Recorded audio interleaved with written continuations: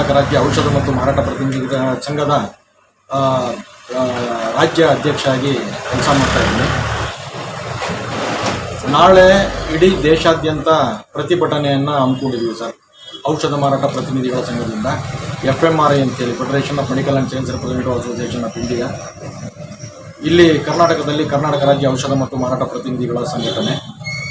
ಇವತ್ತು ಕಾರ್ಮಿಕ ಸಂಹಿತೆಗಳನ್ನು ಏಕಾಏಕಿ ಕೇಂದ್ರ ಸರ್ಕಾರ ಜಾರಿಗೆ ತಂದಿರೋದ್ರಿಂದ ಇವತ್ತು ಏನು ಕಾರ್ಮಿಕ ವಿರೋಧಿ ಕಾರ್ಮಿಕ ಸಂಹಿತೆಗಳಿದ್ದಾವೆ, ಈ 4 ಸಂಹಿತೆಗಳು, ಇದರಿಂದ ಔಷಧ ಮಾರಾಟ ಪ್ರತಿನಿಧಿಗಳಿಗೆ ಅಂತ ಹೇಳ್ಬಿಟ್ಟು ರಕ್ಷಣೆಗೆ ಅಂತ ಇದ್ದಂತಹ SPE ಕಾಯ್ದೆ ಅಂತೇಳಿದೆ, ಸೇಲ್ಸ್ ಪ್ರಮೋಷನ್ ಎಂಪ್ಲಾಯ್ ಆ್ಯಕ್ಟ್ ಅಂತ ಹೇಳ್ಬಿಟ್ಟು, ಅದು 1976ರಲ್ಲಿ ಜಾರಿಗೆ ತಂದಂಥದ್ದು.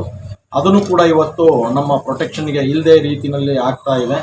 ಅಷ್ಟೇ ಅಲ್ಲದಲ್ಲೇ ಇವತ್ತು ಏನು ಕಾರ್ಮಿಕರು ಸಂಕಟದಲ್ಲಿದ್ದಾರೆ, ಆ ಸಂಕಟದಲ್ಲಿರುವಂಥ ಕಾರ್ಮಿಕರನ್ನು ಸಂಕಟದಿಂದ ಹೊರಗಡೆ ತರೋ ಬದಲಿ ಕಾರ್ಮಿಕರನ್ನು ಇನ್ನೂ ಸಂಕಷ್ಟಕ್ಕೆ ತಳ್ಳುವಂಥ ಒಂದು ಕೆಲಸ ಆಗ್ತಾ ಇದೆ. ಔಷಧ ಮಾರಾಟ ಪ್ರತಿನಿಧಿಗಳಂತೂ ಇದರಿಂದ ಹೊರತಾಗಿಲ್ಲ, ಅತ್ಯಂತ ಸಂಕಟದಲ್ಲಿದ್ದಾರೆ. ವೈದ್ಯಕೀಯ ಪ್ರತಿನಿಧಿಗಳು, ಅವರಿಗೆ ಪರ್ಮನೆಂಟ್ ಜಾಬ್ ಅನ್ನೋದಿಲ್ಲ, ಅವರಿಗೆಲ್ಲ ಇವಾಗ ಕಾಂಟ್ರಾಕ್ಟ್ ಬೇಸಿಸಲ್ಲಿ ಆಗಿರ್ಬೋದು, ಆಮೇಲೆ ಇನ್ನೂ ಹಲವಾರು ರೀತಿಯಲ್ಲಿ ಪರ್ಮನೆಂಟ್ ಜಾಬೇ ಇಲ್ಲದೆ ಇರೋ ರೀತಿಯಲ್ಲಿ ಇವತ್ತು ಮಾಡುವಂಥ ಪ್ರಯತ್ನಗಳು ಇವತ್ತು ಸರ್ಕಾರದಿಂದ ಆಗ್ತಾ ಇದೆ ಸರ್. ಆದರೆ ಅಲ್ಲಿ ಈಗ ಆಲ್ರೆಡಿ ಇವಾಗ 4 ಕಾಯ್ದೆಗಳು ಬಂದಿದ್ದಾವೆ, 4 ಸಂಹಿತೆಗಳನ್ನು ಜಾರಿಗೆ ತಂದಿದ್ದಾರೆ.